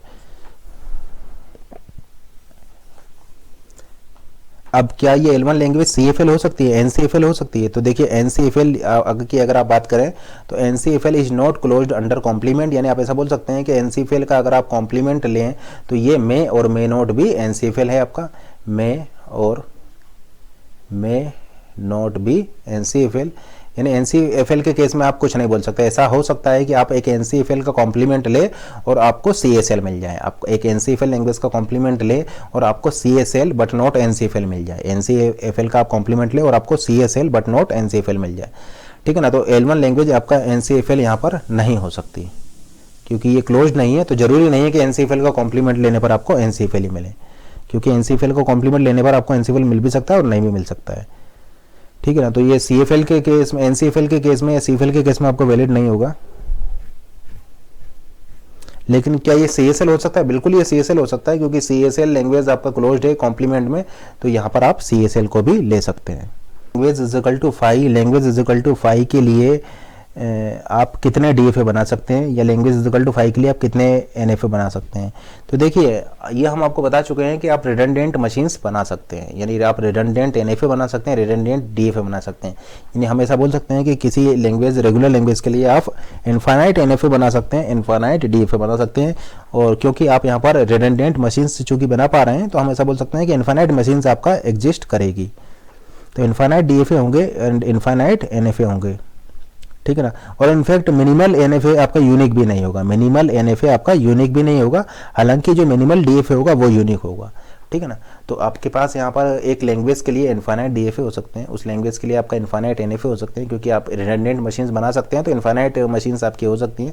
लेकिन अगर आप मिनिमल मशीन की बात करें तो मिनिमल NFA आपके मोर देन 1 हो सकते हैं। मिनिमल NFA यूनिक नहीं है, minimal NFA is not unique, more than 1 हो सकते हैं। लेकिन मिनिमल DFA जो है वो आपका ऑलवेज यूनिक होगा, मिनिमल DFA आपको ऑलवेज 1 मिलेगा, केवल एक ही मिनिमल DFA आपका एग्जिस्ट करेगा। तो एक एग्जांपल से देखते हैं। लेट से लैंग्वेज आपका 5 है और आपका इनपुट अल्फाबेट है A, B। तो सबसे पहले तो बात करते हैं मिनिमल NFA की। तो अभी आपको हमने बताया कि मिनिमल NFA कोई ज़रूरी नहीं है कि यूनिक हो। तो जैसे कि इसी को देख लीजिए, ये आपका मिनिमल NFA है, मिनिमल NFA है। मशीन इनपुट A के लिए भी डेट कॉन्फ़िगर्ड है, इनपुट B के लिए भी डेट कॉन्फ़िगर्ड है। तो ये आपका क्या है, मिनिमल NFA है। या आप ये ले सकते हैं, ये भी मिनिमल NFA है। या आप ये ले सकते हैं, ये भी देखिए मिनिमल NFA है। या आप इसको ले सकते हैं, ये भी आपका मिनिमल NFA है। ये तो आप क्या देख रहे हैं, ये चारों ही यहाँ पर मिनिमल NFA हैं, चारों ही आपके यहाँ पर मिनिमल NFA। या देखिए आप इस तरीके से भी NFA बना सकते हैं, ये मिनिमल नहीं होगा लेकिन आपका इसकी लैंग्वेज यही होगी। तो ये NFA देखिए आप इस तरीके से भी बना सकते हैं। लेट से आपने लिया A, B एंड यहाँ पर आप ये फाइनल स्टेट ले करके आप यहाँ पर A और B के लिए मूव इस तरीके से डिफाइन कर सकते हैं। तो ये NFA भी आपका हो जाएगा इसके लिए। इनफैक्ट ये आपका DFA भी होगा। तो आप ऐसा बोल सकते हैं कि ये DFA भी है और आपका एक NFA भी है, लेकिन ये मिनिमल नहीं होगा, ठीक है ना। देखिए A, B के लिए मूव डिफाइन है, यहाँ पर भी A और B दोनों के लिए मूव डिफाइन है। तो आपका ये DFA है, अब DFA है तो आपका ये NFA भी होगा। या आप इस तरीके से भी बना सकते हैं लैंग्वेज के लिए। लेट से आपने लिया यहाँ पर A, B, ये लिया अपने फाइनल स्टेट और यहाँ पर ले लिया आपने A, B। तो इसकी लैंग्वेज भी आपका 5 है और ये भी आपका DFA भी है और NFA भी है, ठीक है ना। तो ये DFA भी है और आपका NFA भी है। ये आप इस तरीके से भी बना सकते हैं कि आपने यहाँ से स्टार्ट किया, A और B के लिए मूव डिफाइन किए और ये आपका फाइनल स्टेट है। अब ये जो आप देख रहे हैं इसकी लैंग्वेज क्या होगी, 5 होगी। अब ये देखिए यहाँ पर A और B के लिए मिसिंग है, आपका A और B के लिए मूव मिसिंग है। तो आप ऐसा बोल सकते हैं ये क्या हो जाएगा, ये आपका NFA तो होगा लेकिन DFA नहीं होगा। तो ये एक NFA है लेकिन DFA नहीं है, क्योंकि आपका यहाँ पर A और B के लिए आपकी मूव मिसिंग है। देख रहे हैं कि आप एक लैंग्वेज के लिए इनफाइनाइट DFA, इनफाइनाइट NFA बना सकते हैं। मुझे क्या बता सकते हैं कि ये जो मिनिमल NFA यहाँ पर क्या है, ये 4 आपके मिनिमल NFA है, यानी मोर देन 1 मिनिमल NFA हो सकते हैं। लेकिन मिनिमल DFA क्या होगा यहाँ पर, तो मिनिमल DFA आपका यहाँ पर केवल एक होगा और वो आपका ये होगा, ये आपका मिनिमल डीएफ है यहाँ पर ए कॉमा बी, ये क्या है आपका मिनिमल डीएफ है, तो केवल एक यूनिक मिनिमल डीएफ होगा यहाँ पर, जबकि मिनिमल एनएफए आपके यहाँ पर 4 है। और किसी भी लैंग्वेज के लिए आप इन्फाइनाइट एनएफए इन्फाइनाइट डीएफए बना सकते हैं अगर रिडंडेंट बना है, जैसे देखिए ये रिडंडेंट है तो आपकी और भी रिडंडेंट आप बना सकते हैं, ठीक है ना। तो इस तरीके से आप यहाँ पर इन्फाइनाइट एनएफए इन्फाइनाइट डीएफए बना सकते हैं। फिर एक चीज़ और हमने आपका डिस्कस की थी कि जो आपका लेमडा है वो आपका कभी भी इनपुट अल्फ़ाबेट सिग्मा में नहीं होगा, यानी इनपुट अल्फ़ाबेट सिग्मा में आपका लेमडा नहीं होगा। तो इनपुट अल्फ़ाबेट में आपके क्या होंगे, सिंबल्स होंगे, जैसे कि यहाँ पर स्मॉल ए, स्मॉल बी या स्मॉल सी, स्मॉल डी या 0 1 इस टाइप के कुछ सिंबल्स होंगे, लेकिन लेमडा आपका यहाँ पर नहीं आ सकता। इस इनपुट अल्फ़ाबेट में लेमडा आपका नहीं आ सकता। फिर आपको हमने बताया था कि सिग्मा क्लोजर और सिग्मा प्लस में क्या रिलेशन होता है, तो sigma closure is equal to sigma plus union lambda, ये आपको हम ऑलरेडी फर्स्ट लेक्चर में एक्सप्लेन कर चुके हैं। और लैंग्वेज के टर्म्स में भी हमने आपको बताया था कि अगर L star is equal to L plus है, L star is equal to L plus है, तो ये कब होगा, ये तब होगा जब लेमडा बिलोंग्स टू एल होगा। तो अगर लेमडा बिलोंग्स टू एल है, सिर्फ उसी केस में आपका ये L star is equal to L plus होगा। आप ऐसा बोल सकते हैं कि एल प्लस किसके इक्वल होगा, एल प्लस इक्वल होगा एल एल एस्ट्रिक के। अगर lambda does not belongs to L होगा तो फिर आपका ये वाला होगा। इनफैक्ट अगर लेमडा बिलोंग्स टू एल है तब भी आपका ये ट्रू होगा। तो लेमडा बिलोंग्स टू एल है या lambda does not belongs to L है, दोनों ही केसेस में आपको ट्रू है, लेकिन ये केवल फर्स्ट केस में ट्रू होगा जब लेमडा बिलोंग्स टू एल होगा, ठीक है ना। और फिर हमने आपको बताया था आपका 5 प्लस क्या होता है, 5 प्लस आपका 5 होता है। इनफैक्ट आप यहाँ पर ये भी बोल सकते हैं कि 5 डॉट लेमडा क्या हो जाएगा, 5 डॉट लेमडा भी आपका 5 होता है। तो 5 डॉट लेमडा या लेमडा डॉट 5 या लेमडा डॉट 5 डॉट लेमडा आपका ये सभी आपके 5 होंगे। और 5 क्लोजर क्या होगा, 5 क्लोजर आपका होता है लेमडा, जबकि 5 प्लस आपका होता है 5, ठीक है ना। या इनपुट्स के टर्म्स में बात करें तो ए प्लस क्या होगा, ए प्लस होगा आपका ए क्लोजर के इक्वल, या जिसको कि आप ए क्लोजर ए भी लिख सकते हैं। अब देखिए कुछ प्रॉपर्टीज हम आपको यहाँ पर बता रहे हैं। Every LR0 grammar generate a DCFL, every LR0 grammar generate a DCFL, यानी अगर आपकी एक ग्रामर LR0 है, एक ग्रामर अगर LR0 है तो उसकी लैंग्वेज DCFL होगी। तो every LR0 grammar generate a DCFL। Second property आप यहाँ पर बोल सकते हैं every DCFL with prefix property, every DCFL with prefix property has a LR0 grammar, यानी DCFL plus prefix property has a LR0 grammar, every DCFL plus prefix property, every DCFL with prefix property has a LR0 grammar. Third आप यहाँ पर ऐसा बोल सकते हैं a language L is a DCFL, a language L is a DCFL if and only if L has a LR0 grammar, a language L is a DCFL if and only if L has a LR0 grammar. तो इन properties को हम already discuss कर चुके हैं। जैसे आपके पास L1 language है set of all strings having equal number of 0 0 and 1 1, L2 language है आपका set of all strings having equal number of 0 1 and 1 0। आपको बताना है कि L1 कौन सी लैंग्वेज होगी और L2 आपका कौन सी लैंग्वेज होगी। तो L1 कौन सी लैंग्वेज होगी, तो L1 को हम ऑलरेडी आपको बता चुके हैं, set of all strings having equal number of 0 0 and 1 1, यानी आपको चेक करना है equal number of 0 0 and equal number of 1 1 के लिए। तो L1 को हम ऑलरेडी बता चुके हैं, जैसे कि हमने एक लैंग्वेज लिया था number of A in W is equal to number of B in W। तो ये सेम वही सिचुएशन है, number of A in W is equal to number of B in W, यानी आप यहाँ पर बोल सकते हैं कि ये लैंग्वेज हो जाएगा, L1 लैंग्वेज हो जाएगा set of all string such that number of 0 0 in W is equal to number of 1 1 in W। और ये कौन सी लैंग्वेज है आपका, ये लैंग्वेज हो जाएगा आपका, ठीक है ना, क्योंकि ऑलरेडी हम आपको बता चुके number of in W is equal to number of B in W. ये लैंग्वेज कौन सी थी, ये लैंग्वेज थी आपका DCFL। तो ये सेम उसी पर ही है, number of 0 0 in W is equal to number of 0 0 in W is equal to number of 1 1 in W. तो आप ये जो चेक करेंगे ये L1 लैंग्वेज हो जाएगा आपका DCFL, L1 लैंग्वेज हो जाएगा DCFL बट नॉट रेगुलर। तो ये रेगुलर नहीं होगी और एक DCFL लैंग्वेज होगी। एग्जाम्पल आपके क्या हो सकते हैं, लेट से आपने एक स्ट्रिंग ली है 0 0 0 0 यहाँ पर नहीं होगी, आपने लिया 0 0 1 1 0 0 1 1 आपका यहाँ पर होगा, क्योंकि नंबर ऑफ 0 0 आपका 1, नंबर ऑफ 1 1 भी आपका यहाँ पर 1, यानी ये हो जाएगा 0 1 0। क्या 0 1 0 यहाँ पर होगा, बिल्कुल यहाँ पर होगा, क्योंकि नंबर ऑफ 0 0 आपका 0, यानी एक भी 0 0 नहीं है, एक भी 1 1 नहीं है, यानी दोनों 0 0 है, तो आपका ये इसमें होगा। ये L1 लैंग्वेज हो जाएगा number of 0 0 in W is equal to number of 1 1 in W। Already हम बता चुके हैं, ये आपका लैंग्वेज हो जाएगा DCFL बट नॉट रेगुलर। अब डिस्कस करते हैं L2 लैंग्वेज को। तो ये इंटरेस्टिंग है, यहाँ पर देखिए 0 0 और 1 1 के लिए नहीं कराया है इसने, यहाँ पर चेक कराया है 0 1 और 1 0 के लिए। तो देखिए सबसे पहले तो ये देखिए यहाँ पर स्ट्रिंग्स किस टाइप की होंगी। तो देखिए L2 में स्ट्रिंग्स आपका किस टाइप की होंगी। तो देखिए L2 में क्या लेमडा आ सकता है, बिल्कुल L2 में लेमडा आ सकता है, क्योंकि लेमडा में आपका 0 1 कितने बार आया है, 0 1 0 बार आया है, 1 0 भी 0 बार आया है। तो आप ऐसा बोल सकते हैं कि 0 1 भी 0 बार आया है, 1 0 भी 0 बार आया है, तो आपका L2 में लेमडा होगा। क्या यहाँ पर 1 0 1 होगा, बिल्कुल 1 0 1 यहाँ पर होगा, क्योंकि देखिए 1 0 1 में देखिए 1 0 1 में 1 0 एक बार आया है, 0 1 भी एक बार आया है, यानी आप ऐसा बोल सकते हैं कि number of 1 0 is equal to number of 0 1, तो आपका ये यहाँ पर होगा। अगर आप 1 0 1 0 की बात करें तो 1 0 1 0 यहाँ पर नहीं होगा, क्योंकि देखिए ये 1 0 आपका एक बार आया है, 1 0 फिर यहाँ दोबारा आ गया, यानी 1 0 आपका टोटल 2 टाइम आया है, जबकि 0 1 आपका केवल एक बार आया है, यानी 1 0 2 टाइम आया है, 0 1 एक बार आया है, तो ये 1 0 1 0 आपका यहाँ पर नहीं होगा। और अगर लेट से हम यहाँ पर लिख दे रहे हैं 1 0 0 1, तो क्या 1 0 0 1 यहाँ पर होगा, बिल्कुल होगा।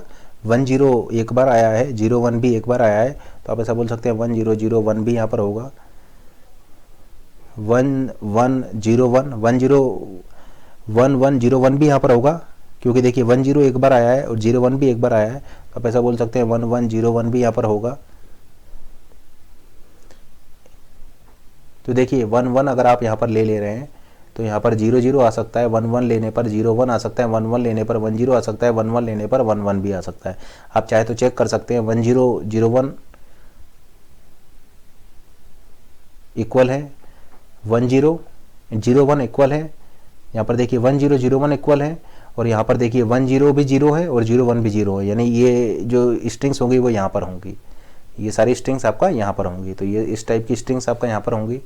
उसी तरीके से आप 0 0 के लिए भी चेक कर सकते हैं। लेट से आपने लिया 0 0 0 0 0 1 1 0 एंड 1 1 0 0 0 0 0 0, देखिए नंबर ऑफ 0 1 आपका एक 0 बार आया है, 1 0 भी 0 बार आया है, तो यहाँ पर होगा।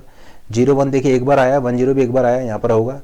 0 1 एक बार आया है, 1 0 भी एक बार आया है, यहाँ पर होगा। 0 1 एक बार आया है, 1 0 भी एक बार आया है, आपका यहाँ पर होगा। तो ये सारी स्ट्रिंग्स भी आपका यहाँ पर होंगी। तो आप यहाँ पर क्या देख रहे हैं कि आपका यहाँ पर आपका एक पैटर्न आपको मिल जा रहा है, एक पैटर्न आपका मिल जा रहा है, यानी स्टार्टिंग और एंड सिंबल आपका सेम होना चाहिए, स्टार्टिंग और एंड सिंबल आपका सेम होना चाहिए। तो ये कौन सी लैंग्वेज हो जाएगा, ये लैंग्वेज रेगुलर हो जाएगा। तो L2 इज रेगुलर लैंग्वेज, जिसके लिए आप लिख सकते हैं ये लैंग्वेज कौन सी हो जाएगा, set of all strings having starting and and symbol same, या तो वो दोनों 1 1 हो सकते हैं या वो दोनों 0 0 हो सकते हैं। इसका मतलब आप यहाँ पर चेक कर सकते हैं 0 1 0 के लिए भी 0 1 0 भी यहाँ पर होगा, क्योंकि 0 1 एक बार आया है, 1 0 भी एक बार आया है, ठीक है ना। उसी तरीके से आप यहाँ पर चेक कर सकते हैं 0 0 भी यहाँ पर होगा, तो 0 0 0 भी आपका यहाँ पर होगा। उसी तरीके से 1 1 1 भी आपका यहाँ पर होगा, 1 1 1 भी आपका यहाँ पर लाई करेगा, ठीक है ना। तो आप ऐसा बोल सकते हैं ये कौन सी लैंग्वेज हो जाएगा, L2 लैंग्वेज आपका हो जाएगा। Set of all strings having starting and ending symbol same, यानी वो सारे स्ट्रिंग जिसमें कि आपका स्टार्टिंग और एंडिंग आपका सेम होगा, वो सभी स्ट्रिंग्स इस L2 में होंगी। और इसके लिए आप इजीली रेगुलर एक्सप्रेशन लिख सकते हैं। तो देखिए L2 लैंग्वेज के लिए आप रेगुलर एक्सप्रेशन कैसे लिख सकते हैं। अभी हमने क्या बोला है कि आपके यहाँ पर वो सारी स्ट्रिंग्स आ जाएंगी जिनके स्टार्टिंग और एंडिंग सिंबल आपके सेम होंगे।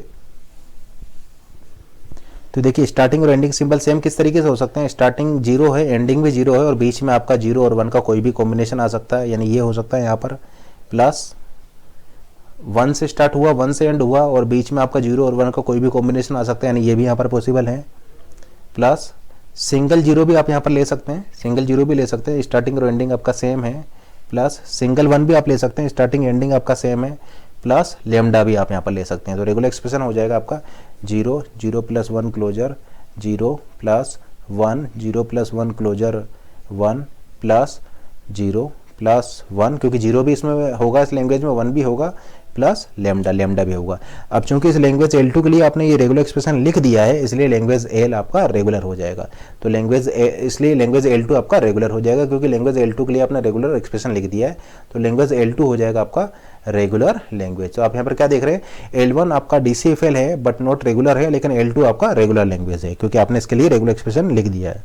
तो इसके लिए देखिए आप DFA किस तरीके से बना सकते हैं। लेट से आपने इस स्टार्टिंग स्टेट से आपने स्टार्ट किया है, अब चूँकि आपका लेमडा यहाँ पर एक्सेप्ट हो रहा है, तो इस स्टेट को आप फाइनल बना देंगे। अब देखिए आपका 0 भी एक्सेप्ट होना चाहिए, यहाँ पर 1 भी एक्सेप्ट होना चाहिए। तो लेट से ये 1 के लिए आपने ये 1 को एक्सेप्ट करा दिया, और 0 भी एक्सेप्ट होना चाहिए। तो लेट से 0 के लिए आपने इस स्टेट को भी फाइनल कर दिया, यानी 0 भी एक्सेप्ट हो गया। अब देखिए लेमडा एक्सेप्ट हो चुका है, 1 एक्सेप्ट हो चुका है, 0 एक्सेप्ट हो चुका है। अब लेट से आप इस पाथ पर आ रहे हैं, इस पाथ पर आने का मतलब ये है कि आपका 1 मिल चुका है, आपको 1 मिल चुका है। अब 1 मिलने के बाद अगर आपको एक और 1 मिलता है, 1 मिलने के बाद अगर आपको एक और 1 मिलता है तो वो आपका कंडीशन फेल नहीं कर रही है, क्योंकि आपको 0 1 काउंट करना है और 1 0 काउंट करना है, यानी 0 1 और 1 0 को काउंट करना है, तो 1 1 को आपको काउंट नहीं करना है। यानी 1 मिलने के बाद अगर आपको फिर से 1 मिलता है तो फिर आप यहाँ पर 1 के लिए सेल्फ लूप बना देंगे, क्योंकि अभी आपका 0 1 या 1 0 में काउंटिंग हुई ही नहीं है। लेकिन अगर इस स्टेट पर आपको 0 मिल रहा है तो डेफिनेटली 1 0 आपका आ जाएगा, डेफिनेटली आपका 1 0 आ जाएगा। यानी आप इसे बोल सकते हैं कि अब आपको इसको काउंट करना होगा। तो 1 अगर इस स्टेट पर आपको 0 मिलता है, इस स्टेट पर आपको 0 मिलता है तो डेफिनेटली 1 0 आपका यहाँ पर आ जाएगा। यानी इस 1 0 को काउंट करने के लिए आप इस वाले स्टेट पर आ गए। अब इस स्टेट पर फिर से अगर आपको 0 मिलता है तो आपको 0 0 काउंट नहीं करना है। देखिए आपको 0 0 काउंट नहीं करना है, आपको काउंट करना है 0 1, यानी 0 के लिए आप यहाँ पर लूप बना देंगे। तो 0 के लिए आपने लूप बना दिया। देखिए यहाँ से यहाँ पर क्यों गए, यहाँ से हम यहाँ पर गए हैं इस 1 0 को काउंट करने के लिए। ये 1 0 इस तरीके से भी हो सकता है और ये 1 0 इस तरीके से भी हो सकता है, ये 1 0 इस तरीके से भी हो सकता है, ये 1 0 इस तरीके से भी हो सकता है। कुल मिलाकर 1 0 को हमें काउंट करना है, इसलिए हम यहाँ पर गए। 0 0 को हमें काउंट नहीं करना है, इसलिए हम लूप बना दिए 0 के लिए। लेकिन 0 1 आ जाता है, अगर 0 1 आ जाता है तो आपको इसको काउंट करना होगा। तो 0 1 के लिए आप यहां पर आ जाएंगे, ठीक है ना। तो आप क्या देख रहे हैं कि 1 0 आपका काउंट हो गया और 0 1 आने पर आप फिर से इस स्टेट पर आ गए। यानी इस स्टेट पर होने का मतलब ये है कि number of 1 0 is equal to number of 0 1। यानी इस स्टेट पर होने का मतलब ये है कि आपके जितने 1 0 होंगे उतने ही आपके 0 1 होंगे, ठीक है ना। जैसे लेट से आप यहाँ पर घूम के गए, यहाँ पर गए, आपका 1 0 आ गया, फिर यहाँ पर आए यानी आपका 0 1 आ गया, फिर आपका यहाँ पर गए यानी आपका 1 0 आ गया, फिर आप यहाँ पर गए यानी फिर 0 1 आ गया। यानी जब जब आपका 1 0 0 1 से इक्वल हो जाएंगे आप लौट फिर के यहीं पर ही आ जाएंगे। इसी तरीके से यहाँ पर आप ऐसा बोल सकते हैं, आपको 0 मिला है, फिर से अगर आपको 0 मिलता है तो आप 0 के लिए लूप बना दीजिए, क्योंकि आपका 0 0 काउंट नहीं करने, आपको काउंट करना है 0 1 और 1 0। लेकिन अगर आपको 1 मिल जा रहा है तो 1 मिलने पर फिर आप यहाँ पर आ जाइए, दूसरी स्टेट पर आ जाइए, क्योंकि आपको अब 0 1 काउंट हो जाएगा, 0 1 आपका काउंट हो जाएगा। और इस स्टेट पर अगर आपको फिर से 1 मिलते हैं तो कोई प्रॉब्लम नहीं है, क्योंकि 1 1 को आपको काउंट ही नहीं करना है। लेकिन अगर इस स्टेट पर आपको 0 मिल जा रहा है तो फिर आपको इस स्टेट पर आना पड़ेगा, क्योंकि आपको ये 1 0 को काउंट करना है। या तो इस तरीके से 1 0 हो सकता है या फिर इस तरीके से ये 1 0 हो सकता है। इसका मतलब आप ऐसा बोल सकते हैं कि इस स्टेट पर होने का मतलब ये है कि number of 1 0 is equal to number of 0 1। क्योंकि देखिए यहाँ पर आप गए तो 1 0 हो गया, इस वाली स्टेट पर होने का मतलब है number of 0 1 is equal to number of 1 0। यानी अगर 0 1 आपके 1 0 के इक्वल होंगे, अगर 0 1 आपके 1 0 के इक्वल होंगे तो आप इस वाली स्टेट पर होंगे। देखिए 0 1 आपके इक्वल है 1 0 के, देखिए 0 1 इक्वल है 1 0, ठीक है ना, तभी आप इस वाले स्टेट पर होंगे। और इस स्टेट पर होने का मतलब ये है कि 1 0 इक्वल होंगे 0 1 के, यानी इस स्टेट पर होंगे अगर आप, इसका मतलब है कि 1 0 इक्वल होंगे 0 1 के, 1 0 इक्वल है 0 1 के। इस वाले स्टेट पर होने का मतलब है कि 0 1 इक्वल होंगे 1 0 के। तो कुल मिलाकर आप ऐसा बोल सकते हैं कि इन दोनों स्टेट्स पर आपके नंबर ऑफ 0 1 एंड 1 0 आपके इक्वल होंगे। तो ये आपका DFA हो जाएगा इस लैंग्वेज L2 के लिए। अब चूंकि आपने L2 के लिए DFA बना दिया है, इसलिए ये लैंग्वेज आपका रेगुलर हो जाएगा। तो ये DFA भी है और आपका ये एक NFA भी है। तो L2 लैंग्वेज के लिए आपने DFA डिजाइन कर दिया। यहाँ पर कि आपकी ये 3 फाइनल स्टेट होंगी। एक कॉन्टेक्स्ट फ्री लैंग्वेज या NCFL, एक कॉन्टेक्स्ट फ्री लैंग्वेज या फिर NCFL आपका क्लोज्ड होती है under union concatenation and Kleene closure. तो क्यों क्लोज होती है इसको हम डिस्कस कर रहे हैं। तो लेट से आपके पास 2 लैंग्वेज है, L1 language and L2 language. And L1 language क्या है, लैंग्वेज है आपका NCFL, L2 लैंग्वेज भी आपका NCFL है। और लेट से ये L1 लैंग्वेज के लिए आपने कॉन्टेक्स्ट फ्री ग्रामर आप लिखी हुई है, L2 लैंग्वेज के लिए आप कॉन्टेक्स्ट फ्री ग्रामर लिख सकते हैं, क्योंकि NCFL है तो आपका ये आप इसके लिए कॉन्टेक्स्ट फ्री ग्रामर लिख सकते हैं। तो लेट से इसकी जो ग्रामर है वो G1 है, और G1 लेट से आपका है V1 वेरिएबल, आपका वेरिएबल T1 टर्मिनल से आपका, S1 स्टार्टिंग सिंबल है आपका, और P1 प्रोडक्शंस सेट है यहाँ पर। इसी तरीके से इसके लिए लेट से G2 लैंग्वेज है आपका, उसमें वेरिएबल सेट हो जाएगा V2, टर्मिनल सेट हो जाएगा T2, और S2 हो जाएगा आपका स्टार्टिंग सिंबल, और P2 हो जाएगा इस कॉन्टेक्स्ट फ्री ग्रामर में प्रोडक्शन सेट। तो आपके पास 2 लैंग्वेज है L1 L2, ये दोनों लैंग्वेज NCFL है और उनके लिए लेट से आपने ये CFG लिख रखा है। अब फर्स्ट देखते हैं कि आपका ये जो NCFL है ये क्लोज्ड कैसे होती है अंडर यूनियन ऑपरेशन। तो लेट से आप यहाँ पर एक और लैंग्वेज L लिख रहे हैं, L है आपका L1 यूनियन L2। अब L1 अगर NCFL है, L2 NCFL है, तो आप कैसे बोल सकते हैं कि L भी आपका NCFL होगा। तो देखिए आप इस तरीके से इसको प्रूव कर सकते हैं कि आप इस एल के लिए एक कॉन्टेक्स्ट फ्री ग्रामर लिख सकते हैं। इस लैंग्वेज एल के लिए आप एक कॉन्टेक्स्ट फ्री ग्रामर लिख सकते हैं। जैसे एल के लिए कॉन्टेक्स्ट फ्री ग्रामर जी क्या हो जाएगा, तो जी आपका हो जाएगा, ठीक है ना। तो एक एनसीएफएल आपका क्लोज होती है अंडर यूनियन ऑपरेशन, यानी एनसीएफएल यूनियन एनसीएफएल आपको क्या मिलेगा, एक एनसीएफएल मिलेगा। ये कैसे हम प्रूव करेंगे, आप ऐसा बोल सकते हैं NCFL is closed under union operation. आप इस तरीके से इसको प्रूव कर सकते हैं कि अगर इस एल के लिए आप एक कॉन्टेक्स्ट फ्री ग्रामर लिख देते हैं, इस लैंग्वेज एल के लिए अगर आप एक कॉन्टेक्स्ट फ्री ग्रामर लिख देते हैं तो लैंग्वेज एल आपका एनसीएफएल हो जाएगा। तो देखिए इसके लिए कॉन्टेक्स्ट फ्री ग्रामर हम किस तरीके से लिखेंगे, यहाँ पर देखिए वेरिएबल सेट हो जाएंगे आपके v1 यूनियन v2, यानी v1 यूनियन v2 इसके लिए वेरिएबल सेट हो जाएंगे। इसी तरीके से टर्मिनल सेट हो जाएंगे t1 यूनियन t2 आपके टर्मिनल सेट हो जाएंगे। एंड लेट से स्टार्टिंग सिंबल है यहाँ पर s, और प्रोडक्शन जो हो जाएंगे वो आपके हो जाएंगे, यहाँ पर जो प्रोडक्शन है वो आपका लेट से हो जाएंगे p1 यूनियन p2। एंड एक और प्रोडक्शन हम यहाँ पर ऐड करेंगे p1 union p2 union let say s arrow S1 slash S2, इस प्रोडक्शन को और आप यहाँ पर ऐड कर सकते हैं। तो ये आपका प्रोडक्शन हो जाएंगे, तो ये ग्रामर आ जाएगी। अब जैसे कि आप देख पा रहे हैं ये ग्रामर कैसी होगी, ये ग्रामर भी आपका कॉन्टेक्स्ट फ्री होगी, इसलिए आप ऐसा बोल सकते हैं कि ये लैंग्वेज एल के लिए आप कॉन्टेक्स्ट फ्री ग्रामर लिख सकते हैं, इसलिए लैंग्वेज एल आपका एनसीएफएल हो जाएगी। अब देखिए ये कैसे हम ऐसा बोल सकते हैं कॉन्टेक्स्ट फ्री ग्रामर होगी। देखिए इस ग्रामर में वेरिएबल क्या हो जाएंगे v1 यूनियन v2, टर्मिनल क्या हो जाएंगे t1 union t2, starting symbol s है। अब जरा प्रोडक्शंस को देखिए, p1 आपका ऑलरेडी कॉन्टेक्स्ट फ्री ग्रामर है, p2 आपका ऑलरेडी कॉन्टेक्स्ट फ्री ग्रामर है। तो हम ऐसा बोल सकते हैं जब p1 आपका कॉन्टेक्स्ट फ्री ग्रामर है, p2 भी आपका एक कॉन्टेक्स्ट फ्री ग्रामर है, तो इन p1 p2 को ऐड करने पर, p1 यूनियन p2 करने पर आपका ये कॉन्टेक्स्ट फ्री की कंडीशन को फेल नहीं करेगा, क्योंकि जब p1 प्रोडक्शंस आपके कॉन्टेक्स्ट फ्री ग्रामर की कंडीशन को फेल नहीं कर रहे थे, p2 प्रोडक्शंस भी आपके कॉन्टेक्स्ट फ्री ग्रामर की कंडीशन को फेल नहीं कर रहे थे। देखिए कॉन्टेक्स्ट फ्री ग्रामर की कंडीशन क्या होती है, variable arrow variable union terminal closure, ये आपकी कॉन्टेक्स्ट फ्री ग्रामर की आप ऐसा बोल सकते हैं सभी प्रोडक्शंस जो होंगे CFG में, सभी प्रोडक्शंस इस फॉर्म में होंगे, variable arrow variable union terminal. तो आप ऐसा बोल सकते हैं P1 आपका इस फॉर्म में है, P2 आपका इस फॉर्म में है, P1 प्रोडक्शंस आपके इस फॉर्म में है, P2 आपका इस फॉर्म में है, तो P1 यूनियन P2 भी आपका इस फॉर्म में होंगे। एक और आपने एक्स्ट्रा प्रोडक्शन यहाँ पर ऐड किया है, S arrow S1 slash S2 और S arrow S1 slash S2 भी आपका इस फॉर्म में है, ठीक है ना, क्योंकि यहाँ पर ये प्रोडक्शन हो जाएगा S एरो S1 और दूसरा प्रोडक्शन हो जाएगा S एरो S2 और ये दोनों ही आपका इस फॉर्म में है। तो आप ऐसा बोल सकते हैं कि ये आपका जो ग्रामर होगी ये कॉन्टेक्स्ट फ्री ग्रामर होगी, क्योंकि ये कॉन्टेक्स्ट फ्री ग्रामर की कंडीशंस को वायलेट नहीं कर रहा है। तो अब चूंकि ये लैंग्वेज आपका कॉन्टेक्स्ट फ्री ग्रामर है, अब चूंकि इसके लिए आपका एक कॉन्टेक्स्ट फ्री ग्रामर आपने लिख दिया, इसलिए ये लैंग्वेज क्या हो जाएगा आपका एनसीएफएल हो जाएगा, इसलिए हम बोल सकते हैं NCFL is closed under union operation. फिर देखिए यूनियन में क्या होगा, यूनियन में आप ऐसा बोल सकते हैं कि आपकी स्ट्रिंग्स का सम हो जाएगा, यानी कुछ स्ट्रिंग्स आपका L1 में होंगी, कुछ स्ट्रिंग्स आपका L2 होंगी और यूनियन में वो दोनों स्ट्रिंग्स आ जाएगी। यानी आप क्या कर सकते हैं, S से अगर लेट से आपकी स्ट्रिंग L1 को बिलोंग करती है, स्ट्रिंग L1 को बिलोंग करती है, तो आप यहाँ पर S एरो S1 लगा करके स्टार्ट कर देंगे। अगर स्ट्रिंग आपका L1 को बिलोंग करती है तो आप यहाँ पर S एरो S1 लगा करके फिर आगे इसमें कंटिन्यू कर जाएंगे। या स्ट्रिंग आपका जो W है स्ट्रिंग, वो अगर आपका L2 को बिलोंग कर रही है, स्ट्रिंग अगर आपका L2 को बिलोंग कर रही है तो फिर आप यहाँ पर S एरो S2 प्रोडक्शन लगा करके इसमें आगे कंटिन्यू कर जाएंगे। तो आप ऐसा बोल सकते हैं कि अगर स्ट्रिंग आपका L1 को बिलोंग कर रही है तो आप S एरो S1 लगा करके इसमें कंटिन्यू कर सकते हैं, स्ट्रिंग L2 को बिलोंग कर रही है तो आप S एरो S2 लगा करके इसमें कंटिन्यू कर सकते हैं। तो ये आपको L1 यूनियन L2 आपका यहाँ पर कवर हो जाएगा। तो आप ऐसा बोल सकते हैं कि कॉन्टेक्स्ट फ्री ग्रामर या एनसीएफएल इज क्लोज्ड अंडर, आप ऐसा बोल सकते हैं कॉन्टेक्स्ट फ्री लैंग्वेज या NCFL is closed under union operation.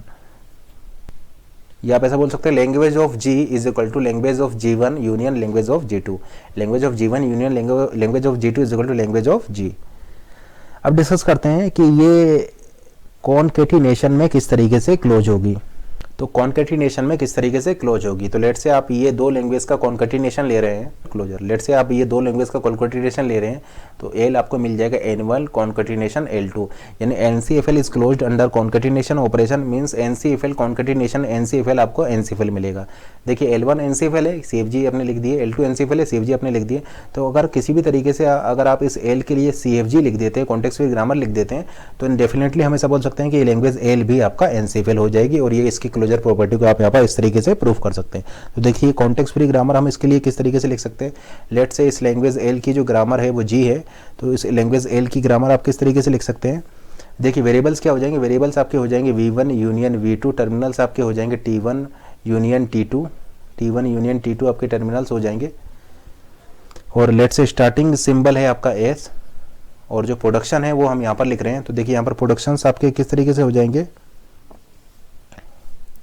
Productions आपके हो जाएंगे P1 यूनियन P2 यूनियन एक एक्स्ट्रा प्रोडक्शन आप यहाँ पर ऐड करेंगे। देखिए ये आपका है एस, स्टार्टिंग वेरिएबल एस, एक एक्स्ट्रा प्रोडक्शन आप यहाँ पर ऐड करेंगे एस एरो। देखिए L1 कॉन्केटिनेट L2 आपने लिखा है तो यहाँ पर लिखेंगे S1 concatenate S2, S1 concatenate S2।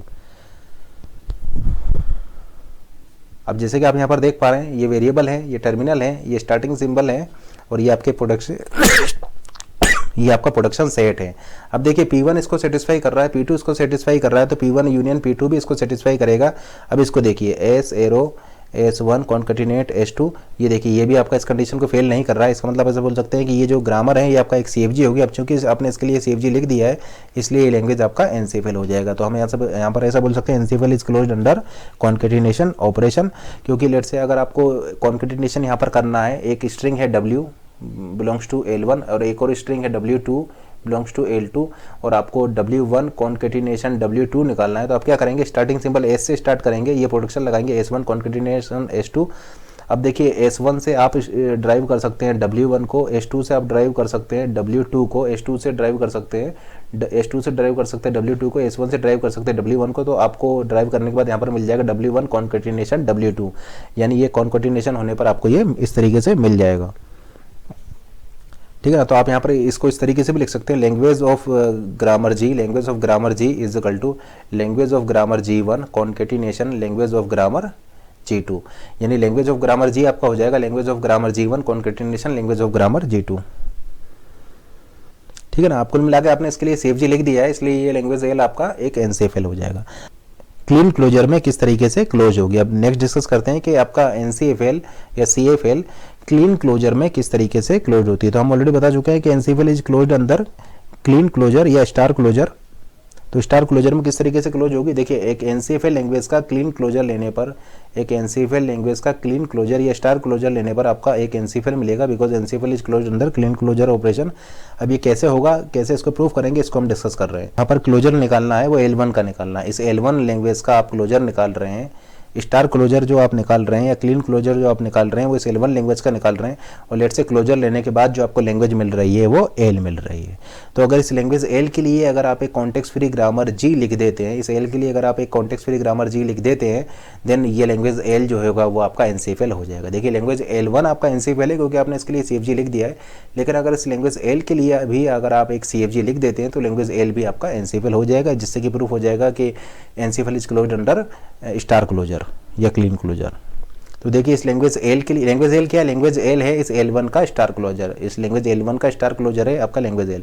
तो इस लैंग्वेज L के लिए आप ग्रामर किस तरीके से लिख सकते हैं, तो देखिए आप यहाँ पर बोल सकते हैं वेरिएबल क्या हो जाएंगे, वेरिएबल्स आपका हो जाएगा, देखिए आपने L1 का क्लोजर लिया है यानी वेरिएबल्स हो जाएगा आपका V1, तो वेरिएबल्स आपका हो जाएगा V1 union starting symbol S। यहाँ पर हम एक और वेरिएबल ऐड करेंगे, एक और वेरिएबल S ऐड करेंगे, इसलिए वेरिएबल्स आपके हो जाएंगे V1 यूनियन स्टार्टिंग सिंबल, एक स्टार्टिंग सिंबल वाले वेरिएबल को और हम यहाँ पर ऐड करेंगे, तो इसलिए वेरिएबल्स हो जाएंगे V1 यूनियन S।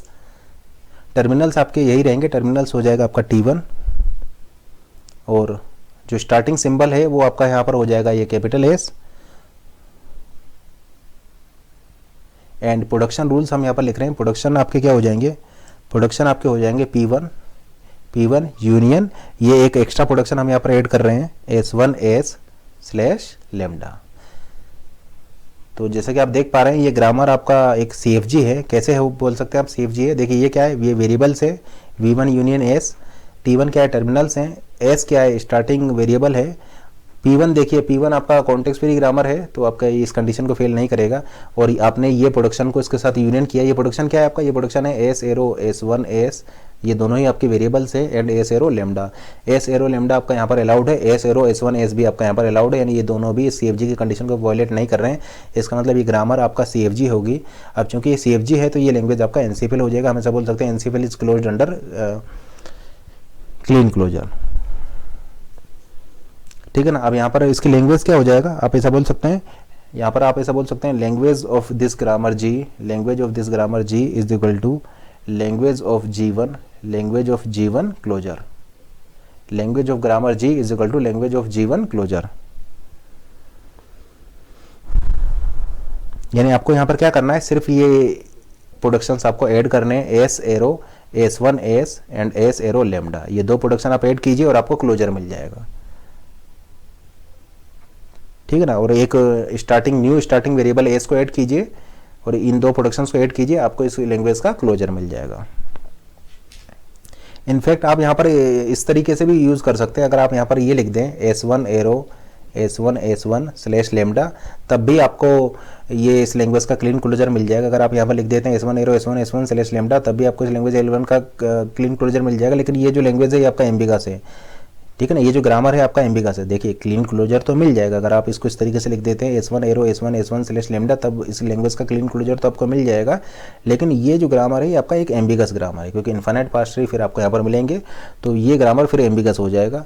या फिर आप इसको इस तरीके से भी लिख सकते हैं S1 एंड S लेमडा। इस केस में भी आपको क्लीन क्लोजर तो मिल जाएगा, लेकिन यहाँ पर देखिए लेफ्ट रिकर्शन है, तो लेफ्ट रिकर्शन होने की वजह से फिर टॉप डाउन पार्सर में आपको यहाँ पर प्रॉब्लम आएगी, ठीक है ना। तो इसलिए हमने ये वाला ऑप्शन चूज किया है। यहाँ पर देखिए आपको लेफ्ट रिकर्शन भी नहीं है और ये एम्बिगस भी नहीं है, तो आप क्या कीजिए, सिर्फ ये एक्स्ट्रा प्रोडक्शन यहाँ पर ऐड कर दीजिए और आपको इस लैंग्वेज का क्लीन क्लोजर मिल जाएगा।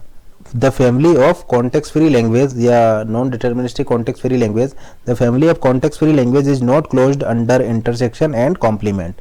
ऑलरेडी बता चुके हैं इंटरसेक्शन में ये क्लोज नहीं होता है एनसीएफएल, कॉम्प्लीमेंट में भी क्लोज नहीं होता है, तो इसको हम प्रूफ करने जा रहे हैं। तो देखिए इंटरसेक्शन में क्यों प्रूफ नहीं होता है, ऑलरेडी हम आपको बता चुके हैं। Let's say a power n, b power n, c power m, where n is greater than equal to 0, m is greater than equal to 0। ये आपका है लैंग्वेज है DCFL बट नॉट रेगुलर। एक और लैंग्वेज लेते हैं a power n, b power m, c power m, where n is greater than equal to 0, m is greater than equal to 0। ये भी लैंग्वेज आपका है DCFL बट नॉट रेगुलर। और अगर आप इन दोनों लैंग्वेज का इंटरसेक्शन लेते हैं a power n, b power m, c power m, तो आपको इंटरसेक्शन लेने पर आपको मिल जाएगा a power n, b power n, c power n, where n is greater than equal to 0, जो कि कौन सी लैंग्वेज है, CSL but not NCFL। CSL but not NCFL, यानी आप ऐसा बोल सकते हैं कि इंटरसेक्शन में तो ये क्लोज नहीं है, इंटरसेक्शन में तो ये क्लोज नहीं है। देखिए ये आपका लैंग्वेज जो है ये लैंग्वेज जो है आपका NCFL है, ये लैंग्वेज आपका DCFL है, तो इसके लिए आप CFG लिख सकते हैं। तो देखिए इसके लिए आप CFG किस तरीके से लिख सकते हैं, एस एरो, देखिए number of A equal to number of B है आपका यहाँ पर, तो लिख दे, लेट्स यहाँ पर ले लेते हैं S1 आपका हो जाएगा number of A equal to number of B, यानी A_S1B स्लैश लेमडा, क्योंकि आपका यहाँ पर 0 भी है। एंड S2 क्या है, S2 आपका है C, यानी एनी नंबर ऑफ C आपका यहाँ पर आ सकते हैं, तो आप यहाँ पर बोल सकते हैं CH2 स्लैश लेमडा, तो ये आपको एनी नंबर ऑफ C दे देगा। यानी C क्लोजर आपको यहाँ से मिल गया, a power n, b power n आपको यहाँ पर मिल जाएगा, यानी आपको यहाँ पर मिल गया S arrow a power n, b power n, and यहाँ से मिल जाएगा आपको C क्लोजर, ठीक है ना। तो ये आपका ये इस तरीके से आपने चूंकि CFG इसके लिए लिख दिया है, इसलिए ये लैंग्वेज क्या हो जाएगा आपका CFG आपने लिख दिया है, ठीक है ना। ये देखिए ये लैंग्वेज आपका DCFL थी, तो आप इसके लिए CFG लिख सकते हैं। तो आपने क्या देखा कि इंटरसेक्शन में तो ये क्लोज्ड है नहीं, यानी आप ऐसा बोल सकते हैं NCFL is not closed under intersection, कि ये आपका कॉम्प्लीमेंट में क्यों क्लोज नहीं है, NCFL is not closed under complement. तो अभी भी हमने प्रूफ किया है कि NCFL is not closed under intersection. अब हम प्रूफ करते हैं कि NCFL is not closed under complement. तो देखिए किस तरीके से हम प्रूफ करेंगे। देखिए आपको पता होगा कि L1 इंटरसेक्शन L2 क्या होता है, L1 इंटरसेक्शन L2 होता है आपका L1 complement union L2 complement whole complement. तो इसके हेल्प से हम इसको प्रूफ करने जा रहे हैं। देखिए आपको पता है कि लेट से L1 अगर आपका एक NCFL है, L2 आपका एक NCFL है, तो L1 इंटरसेक्शन L2 जो है वो आपका क्लोज नहीं होता है। तो आप ऐसा बोल सकते हैं मे और मे नॉट NCFL हो भी सकता है और नहीं भी हो सकता, क्योंकि आपका क्लोज नहीं होता है। इज इक्वल टू, देखिए हमें नहीं पता है कि NCFL का कॉम्प्लीमेंट क्या होता है, लेकिन एक काम करते हैं, हम एज्यूम कर लेते हैं कि NCFL is closed under complement. हम एज्यूम कर लेते हैं कि NCFL is closed under complement. इसका मतलब L1 लैंग्वेज क्या, L1 लैंग्वेज है आपका NCFL, यानी आपने लिया एक NCFL का कॉम्प्लीमेंट, तो NCFL का और आपने क्या एज्यूम किया, हमने यहाँ पर एज्यूम किया है, एज्यूम हम कर रहे हैं यहाँ पर, एज्यूम हम क्या कर रहे हैं कि NCFL इज क्लोज्ड अंडर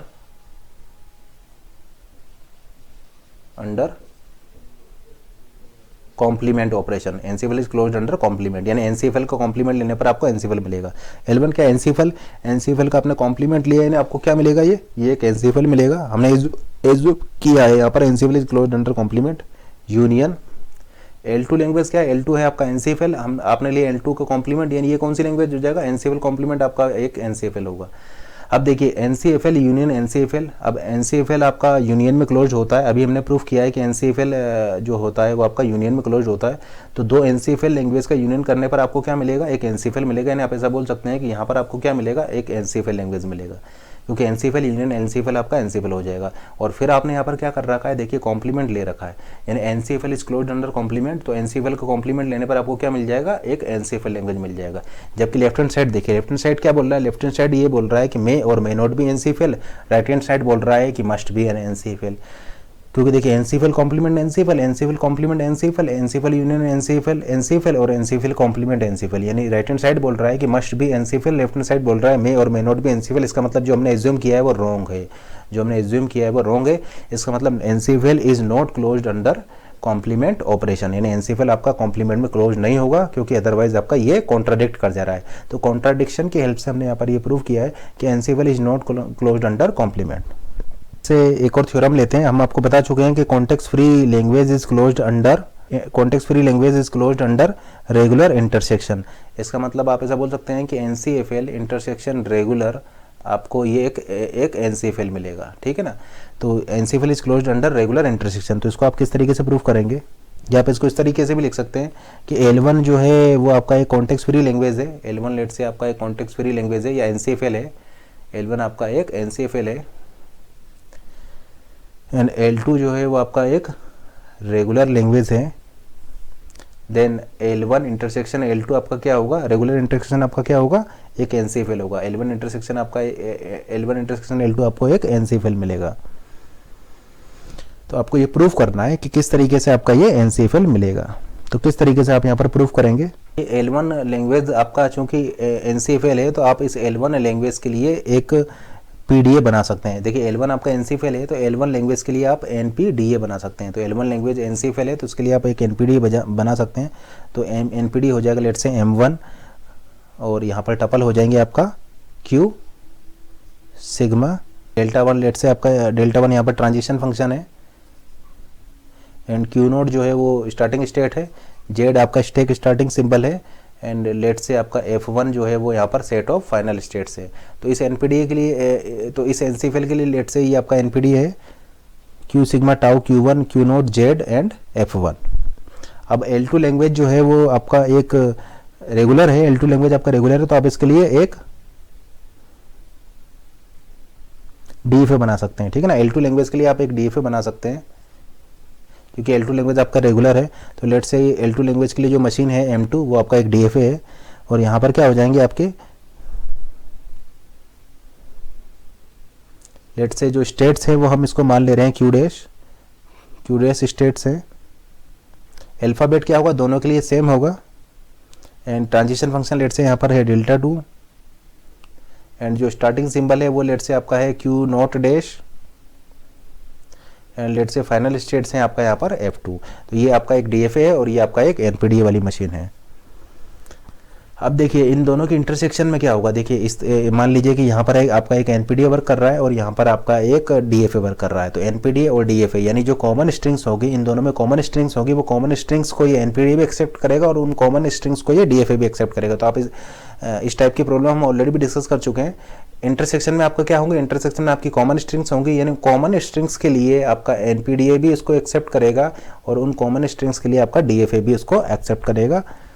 तो आप क्या कर सकते हैं, इन दोनों की प्रोसेसिंग को कंबाइन कर सकते हैं, इन दोनों की प्रोसेसिंग को कंबाइन कर सकते हैं, ताकि अगर आप इन दोनों की प्रोसेसिंग को कंबाइन कर देंगे तो फिर इंटरसेक्शंस वाली स्ट्रिंग्स के लिए वो दोनों ही मशीन एक्सेप्ट करेंगी, तो वो कंबाइंड मशीन्स भी आपका वो एक्सेप्ट करेगी। यानी कंबाइंड मशीन आपका सिर्फ और सिर्फ उन्हीं स्ट्रिंग्स को एक्सेप्ट करेगी जो कि आपका इसके इंटरसेक्शन में होगी।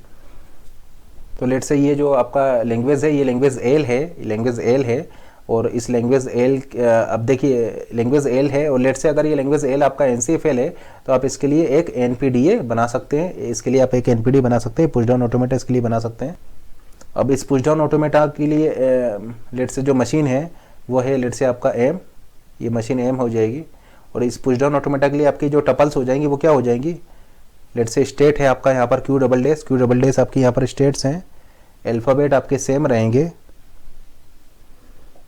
और स्टेक अल्फ़ाबेट भी आपका यहाँ पर सेम रहेगा, एंड लेट से जो ट्रांजिशन फंक्शन है वो ट्रांजिशन फंक्शन है इसके लिए स्टैक अल्फ़ाबेट भी आपका सेम रहेगा। ट्रांजिशन फंक्शन लेट से इसके लिए है डेल्टा, एंड स्टार्टिंग स्टेट मान लीजिए इसके लिए है आपका क्यू नॉट डबल डैश, ठीक है ना। और स्टैक स्टार्टिंग सिंबल आपका जेड है, और लेट से जो फाइनल स्टेट्स का जो सेट है वो आपका है यहाँ पर एफ। तो आपने ये मशीन एक एनपीडी इसके लिए डिजाइन किया, इस लैंग्वेज एल के लिए आपका एक एनपीडी होगा, एम मशीन होगी, वो आपका ये होगा, ठीक है ना। तो आप क्या कर रहे हैं, ये जो कॉमन स्ट्रिंग्स हैं उसके आपका M1 भी उसको एक्सेप्ट करेगा और M2 भी एक्सेप्ट करेगा, तो इन दोनों को हम सिमुलेट कर रहे हैं इस मशीन M पर, ठीक है ना। तो M1 मशीन आप जो कॉमन स्ट्रिंग्स होगी उसको M1 एक्सेप्ट करेगा, ये DFA भी एक्सेप्ट करेगा, M1 भी एक्सेप्ट करेगा, M2 भी एक्सेप्ट करेगा, यानी ये दोनों मशीन्स आपका पैरेलल चल रही होंगी कॉमन स्ट्रिंग्स के लिए। तो उस कॉमन स्ट्रिंग्स के लिए ये M1 M2 भी एक्सेप्ट करेगा और उसके पैरेलल में आपका ये M मशीन भी एक्सेप्ट करेगा। तो हम क्या कर रहे हैं, इसको सिमुलेट कर रहे हैं, उनकी वर्किंग्स को कंबाइंड कर रहे हैं। तो हम ऐसे यहाँ पर ऐसा बोल सकते हैं कि जो मशीन M जो है, ये machine M simulate the parallel action of M1 and M2. This machine M simulate parallel action of M1 and M2. यानी जैसे जैसे आप M1 मशीन सिंबल को प्रोसेस करते जाएगा वैसे वैसे आपका M2 भी प्रोसेस कर देगा, उसके साथ में आपका ये M को भी हम पैरेलल में प्रोसेस करते जाएंगे। तो किस तरीके से आप ये पैरेलल प्रोसेसिंग कर सकते हैं, तो देखिए यहाँ पर Q डबल डैश क्या हो जाएगा, देखिए आपने मिक्स कर रहे हैं, इन दोनों को मिक्स कर रहे हैं, तो Q डबल डैश आपका हो जाएगा Q क्रॉस Q डैश। यानी आपके देखिए आपने यहाँ से भी स्टेट उठाया, यहाँ से भी स्टेट उठाया, यानी एनपीडीए से स्टेट उठाया, डीएफए से स्टेट उठाया, उन दोनों को मिक्स कर दिया इस पैरेलल मशीन्स के लिए। ये आपका लेट से एनपीडीए है, ये लेट से आपका डीएफए है, दोनों की स्टेट उठा करके आप मिक्स कर दे रहे हैं, क्योंकि ये आप ऐसा बोल सकते हैं कि ये पैरेलली उनको सिमुलेट करेगा, पैरेलली आप इन दोनों को सिमुलेट कर रहे हैं, तो दोनों की स्टेट्स को लेकर के आप मिक्स करते हुए चल रहे हैं। तो आप यहाँ पर जो क्यू डबल डैश हो जाएगा वो आपको हो जाएगा क्यू क्रॉस क्यू डैश, ठीक है ना। और स्टार्टिंग स्टेट क्या हो जाएगी, जैसे कि आप यहाँ पर देख पा रहे हैं, स्टार्टिंग स्टेट आपका हो जाएगा Q not double dash, Q not double dash, ये स्टार्टिंग स्टेट हो जाएगी। इसकी स्टार्टिंग स्टेट और इसकी स्टार्टिंग स्टेट इन दोनों को कंबाइन करने पर आपको मिलेगा, यानी q not and q not dash, इन दोनों को आप कंबाइन कर देंगे तो आपको इस कंबाइंड मशीन के लिए स्टार्टिंग स्टेट मिल जाएगी। उसी तरीके से ये फाइनल स्टेट क्या हो जाएगी, तो आप ऐसा बोल सकते हैं कि फाइनल स्टेट एफ आपका हो जाएगा F1 क्रॉस F2, क्योंकि देखिए कॉमन स्ट्रिंग्स के लिए ये लेट से आपका इस F1 वहीं से किसी एक फाइनल स्टेट पर है, और कॉमन स्ट्रिंग्स के लिए लेट से M2 आपका F2 में से किसी एक फाइनल स्टेट पर है, तो ये F1 क्रॉस F2 वाली फाइनल स्टेट पर आपका होगा। तो फाइनल स्टेट यहाँ पर आपका हो जाएगा F is equal to F1 cross F2। अब हम इस ट्रांजिशन फंक्शन डेल्टा को डिफाइन करते हैं। तो ट्रांजिशन फंक्शन डेल्टा आप डिफाइन कर रहे हैं, डेल्टा आपका हो जाएगा स्टेट ली, लेट से आपने स्टेट ले रहे हैं यहाँ पर क्यू आई क्यू जे, तो क्यू आई कोमा क्यू जे, ये स्टेट होगा, Q I coma Q J state होगा। ए लेट से आप ए ले रहे हैं इनपुट में से, इनपुट अल्फ़ाबेट से आप ए ले रहे हैं, तो ए क्या हो जाएगा, ए हो जाएगा a belongs to input alphabet symbol, input alphabet sigma, a input लिया है अपने सिग्मा से, and let say top of stack पर आपका क्या है, बी है, तो बी क्या है, B belongs to tau, B belongs to tau, ये आपका स्टैक है, टॉप ऑफ स्टैक पर लेट से आपका बी है, तो ये आपका इक्वल हो जाएगा, ये आपका इक्वल हो जाएगा Q I dash Q J dash,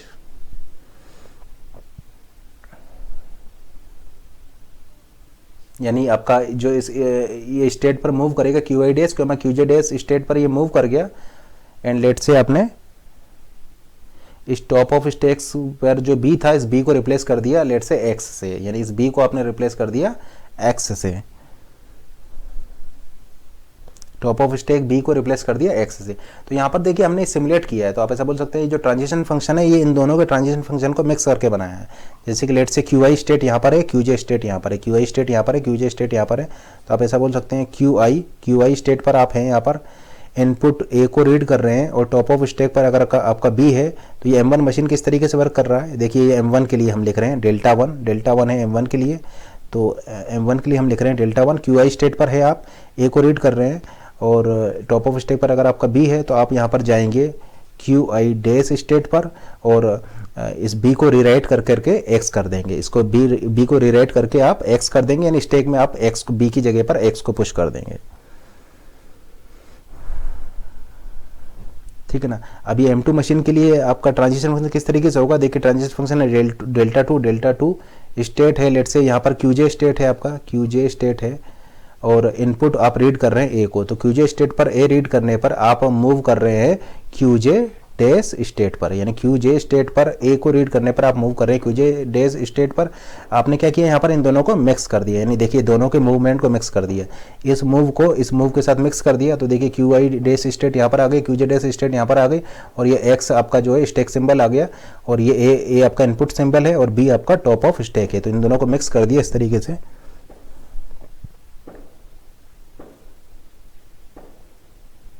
तो जैसा कि आप देख पा रहे हैं, अगर आप एक कॉमन स्ट्रिंग लेते हैं, लेट से जो स्ट्रिंग W है, W belongs to L1 intersection L2 है, तो उस W को ये मशीन भी एक्सेप्ट करेगा, ये वाली मशीन भी एक्सेप्ट करेगा, और डेफिनेटली उस W को ये वाली मशीन भी एक्सेप्ट करेगा, क्योंकि आप कंबाइंड लेते हुए चल रहे हैं। तो जब ये एक फाइनल स्टेट पर होगा W को प्रोसेस करने के बाद, ये एक फाइनल स्टेट पर होगा W को प्रोसेस करने के बाद, तो डेफिनेटली ये वाली मशीन M वाली मशीन भी आपका एक फाइनल स्टेट पर होगा, यानी F1 क्रॉस F2 में से किसी एक स्टेट पर होगा, यानी इसकी फाइनल स्टेट कॉमा इसकी फाइनल स्टेट वाले, यानी इन दोनों की कंबाइंड फाइनल स्टेट। लेट से ये आपका W को प्रोसेस करने के बाद, लेट से ये आपका Q2 फाइनल स्टेट पर है, W को प्रोसेस करने के बाद ये Q2 फाइनल स्टेट पर है, W को प्रोसेस करने के बाद ये Q5 फाइनल स्टेट पर है, लेट से W को प्रोसेस करने के बाद ये Q2 फाइनल स्टेट पर है, W को प्रोसेस करने के बाद ये Q5 फाइनल स्टेट पर है। तो W को प्रोसेस करने के बाद ये मशीन आपका Q2, Q5 स्टेट पर होगी, Q2, Q5 स्टेट पर होगी, और Q2, Q5 क्या होगी यहाँ पर फाइनल स्टेट में होगी, Q2, Q5 इस फाइनल स्टेट पर होगी। यानी आप ऐसा बोल सकते हैं, अगर आप एक कॉमन स्ट्रिंग लेंगे तो ये भी एक्सेप्ट करेगा, ये भी एक्सेप्ट करेगा, और ये भी आपका एक्सेप्ट करेगा, क्योंकि ये पैरेलल इनके मशीन्स के साथ पैरेलल चल रहा है, और आप इन दोनों को इस तरीके से कंबाइन करके लिख रहे हैं। इसको मतलब आप ऐसा बोल सकते हैं कि रेगुलर इंटरसेक्शन एनसीएफएल लेने पर आपको एनसीएफएल मिलेगा, या NCFL language is closed under regular intersection. तो आप ऐसा बोल सकते हैं, family of context free language is closed under regular intersection, family of context free language is closed under regular intersection.